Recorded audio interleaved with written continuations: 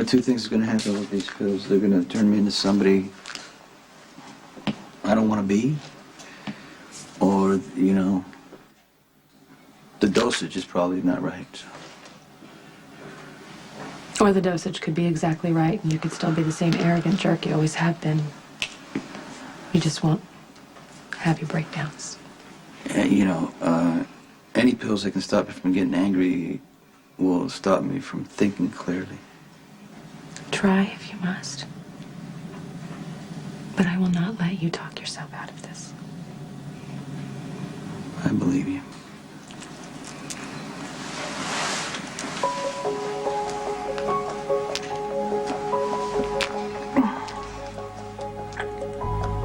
You don't have to go anywhere.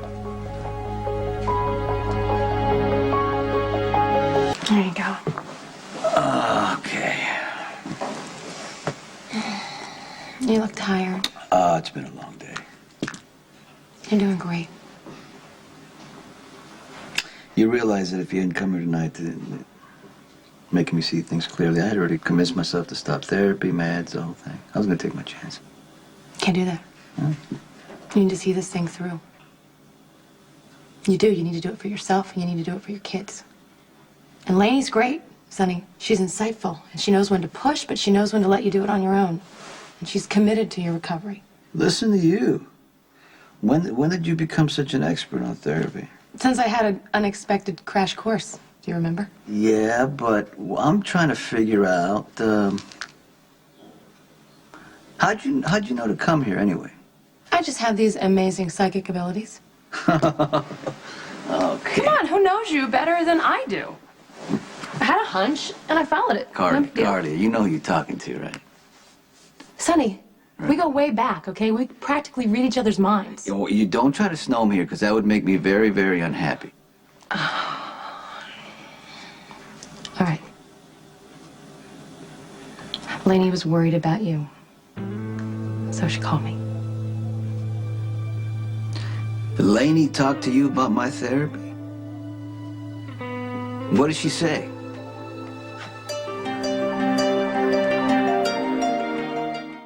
Okay, just relax, all right? Lainey didn't share any gory details. She said you were having a rough time in therapy. It doesn't come as a surprise. You're digging up some tough stuff, Sonny. And part of that was about you. I didn't treat you well at times. Hey. What? Well, it was mutual, okay? Not really. Couples have a edit button that they push before they say truthful things, or they, you know, get mad and walk out, you know, or turn it into angry sex. Wait a minute. You're not telling me that you shared that with Lainey. Well, that's the whole. You? Yeah, well, that's the whole point. You know, you keep digging, you stay open. How much did you tell her? It doesn't really matter. I mean. Yes, it does. No, it doesn't. How much did you tell her? I told her enough. I mean, I'm sure you and Lainey have sat in that office and talked about us, right? We talked about the stuff that was going on at the time. I approached it in a very general way, you know, a big overview. Well, maybe you should go back for a couple sessions. Oh, my God. Okay, so tell me, how mortified am I supposed to be when I see Lainey? How much did you tell her? I told her, like, we fight and then it turns into other things. That we're screaming and yelling at each other one minute and then ripping our clothes off the next? Yeah, and it was spectacular, the sex, and no, I mean, most of the time it was. That's great. And then Lainey knows pretty much all of it. That's great, Sonny. What are you supposed to do when you're in an office with a therapist? You got to tell the truth, right? Sometimes discretion is the better part of valor. What the hell does that mean? Lainey must think I'm a masochist. I married you 3 times. Maybe you are. Okay, did you at least balance it out with something nice? Nice? Did you tell her about the times we were wonderful with each other? Name one time when I was wonderful to you. One of the many times you were wonderful to me. The best you've ever been was when I went through my breakdown. Well, that's the least I can do. I mean, I pretty much caused it. Are we back to that again? You didn't cause my breakdown, Sonny. Talk to Lainey. I made choices. I made a long series of choices. And it backed me into an emotional corner. I used up my reserve and I cracked. You ever afraid it's gonna happen again? I'm terrified it's going to happen again. That's why I am trying so hard to live in a very self-conscious way. I'm trying to recognize my flashpoints, see everything coming so it doesn't blow up in front of my face. Trying to avoid disaster at all costs. That's what I'm trying to do. You're doing good. No, I'm serious. I mean, Jack's laughed. You didn't spin out and do something stupid unless I missed it. I got by with a little help from a friend. You know, I recognized the pattern. I tried to avoid it. I hope I did. That's kind of cryptic. That's all you're getting. You know,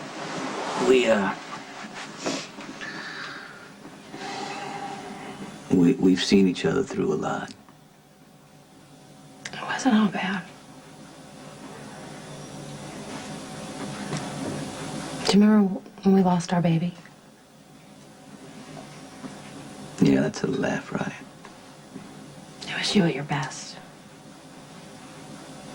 You know, you were dealing with your own pain. But you took care of me instead.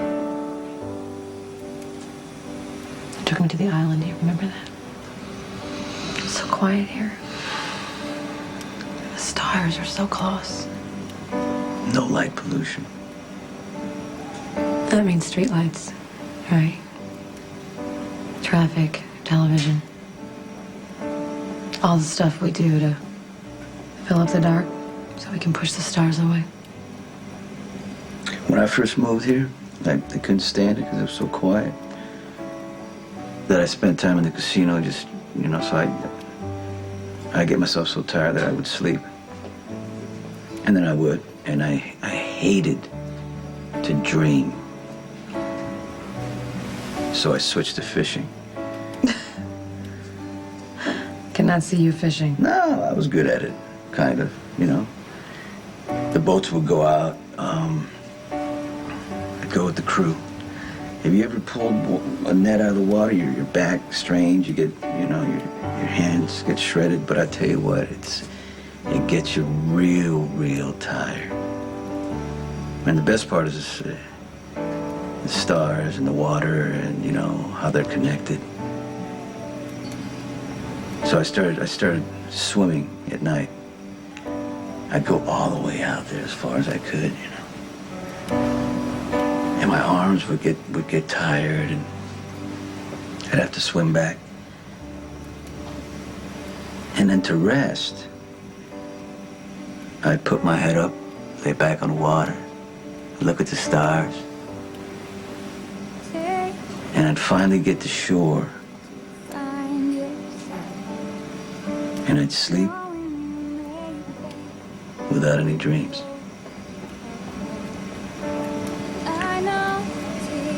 Is that why you brought me here? So I'd stop dreaming about our baby. Yeah, that's why.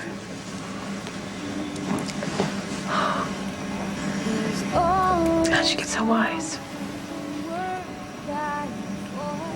The only thing I know about loss is how much I hate it. You can't fight it. Doesn't do any good to be angry. Doesn't do any good to hurt yourself. All you gotta do is what the people you love would want you to do. Let's say if our baby had been born, he'd be about, what, 6 years old, 20 years old when he died. What do you think he would have wanted for you? For me to be happy. For me to love his brother, help his daddy. We all have that right to help each other.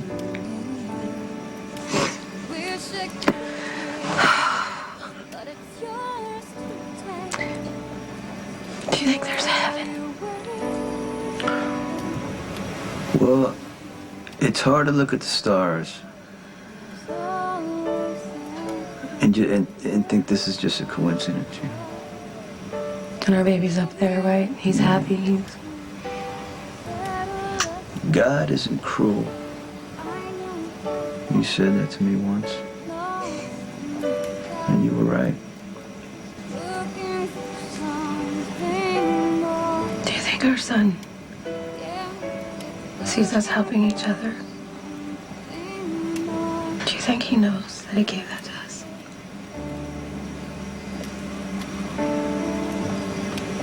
He knows.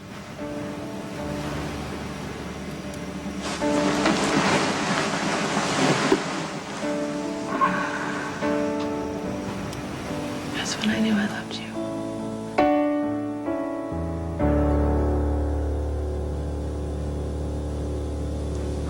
Well, we both know it's hard to figure out the difference between love and dependency, and somewhere I crossed the line and I started living my life for you. The thing is, sometimes the line gets blurred once you're in the thick of it with someone. And it's easier to see when you're on the outside looking in. People can tell you what they want to tell you. You're asking for trouble. But you start justifying it, and the dysfunction starts to feel like home, and you don't want to be alone. At least I don't, because as you know, being alone is one of my greatest fears. I'm just curious, do you think, I don't know, I mean, it's like, you think that's why I connected with Emily? I mean, nobody was around. She was here, and it was easy. Only you can answer that. I know.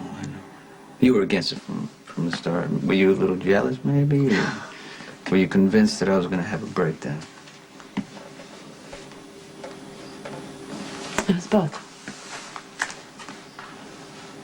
I wasn't at the place where I believed that we were over.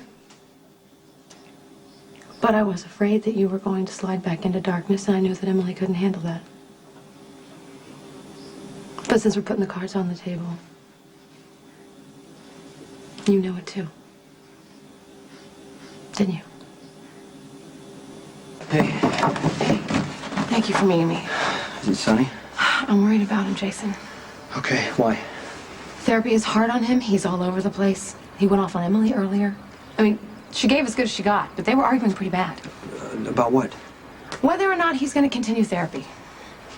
Lainey prescribed a higher dosage of medication. Sonny's not sure if he wants to take it. He doesn't want it to erase who he is, make him not feel anything. He just doesn't want that. No one wants that. I've been pushing him to stay in therapy and take the meds. I feel like I owe it to him for letting him suffer all that time instead of trying to figure out what was wrong with him. It's not your Look, fault. I understand that. I'm asking him to do something I could not do. I couldn't take the pills, and I couldn't let a doctor tell me how to live my life. You're not sick. Sonny is. There's a big difference So, here. he's sick. Does that mean he has to give up who he is? I don't know. I mean, that's the question. I mean, is the thing that makes Sonny Sonny what he has to lose to get better? Okay, Carly, whatever advice we give Sonny, he's going to take very seriously, so we need to be really careful. Okay. Okay? Do you think he should stop taking the meds? No, no way. No, his breakdowns will get worse. That's the pattern. The breakdowns get worse, Jason. Then what we need to do is we just need to tell him that Lainey's going to adjust the doses until she gets it right. Okay, well, that's the theory, but is it the right theory for Sonny? I mean, think about this man. Where does his drive and his ambition come from? What do you say? It's the rage in him. What if that gets wiped out? Who are we left with? What are the consequences, Jason? I mean, you don't have any desire to run the organization. You're just carrying the load for Sonny. I can take care of it until he gets better. But that's my point. What if Sonny getting better means he can't run the organization? You don't want to run it on a permanent basis. And let's say you do. What happens to the rest of your life?